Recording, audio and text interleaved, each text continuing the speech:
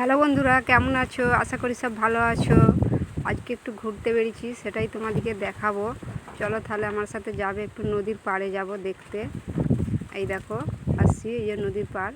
এটা নদীতে নৌকা দিয়ে বেঁধে রেখেছে, দেখতেই পাচ্ছ। এই দেখো, বন্যা আসলে আরে পানি হলে বর্ষাকালে এটা উপর দিকে উঠে যায়, অনেক হয়ে যায়। এখন অতটা পানি নাই বলে কম, নৌকাগুলো নিচে চলে গেছে।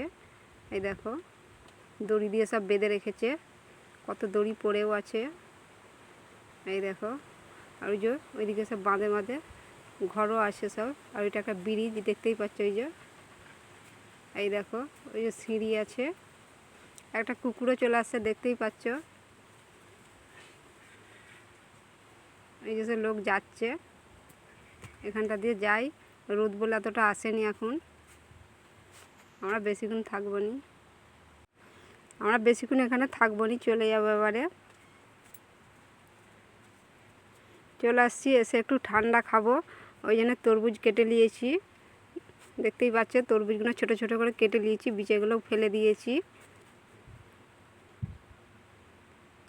মহাব্বতের শরবত বানাবো, তার জন্য যে বরফ নিয়ে নিয়েছি, দুধও নিয়েছি, চিনিটা নিয়ে নিয়েছি, পাউডার করে নিয়েছি চিনিটাকে।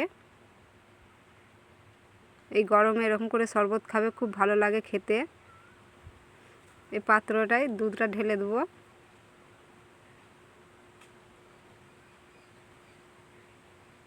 বরফগুলোও ঢেলে দেবো, চিনিটাও ঢেলে দেবো।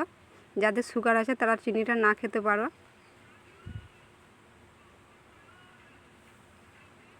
তরমুজগুলোও ঢেলে দেবো।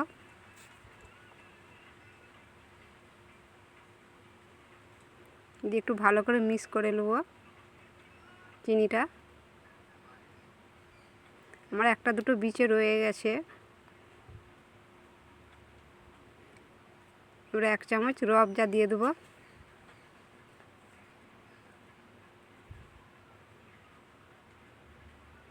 এটা দিয়ে ভালো করে মিক্স করে নেবো। একটু কালারটা চেঞ্জ হয়ে গেছে, দেখো। এরকম করে বানিয়ে দেখবে, খুব ভালো লাগে খেতে, খুব সুন্দর লাগে, খুব টেস্টও লাগে খেতে। এই দেখো তৈরি হয়ে গেছে মহাব্বতের শরবত। এরকম করে বানিয়ে দেখবে, এই গরমে খুব ভালো লাগে খেতে, খুব সুন্দর লাগে। ভিডিওটা যদি ভালো লাগে একটু লাইকও করে দিবে, শেয়ারও করে দিবে। আবার অন্য ভিডিওর সাথে দেখা হবে। সবাই ভালো থাকবে।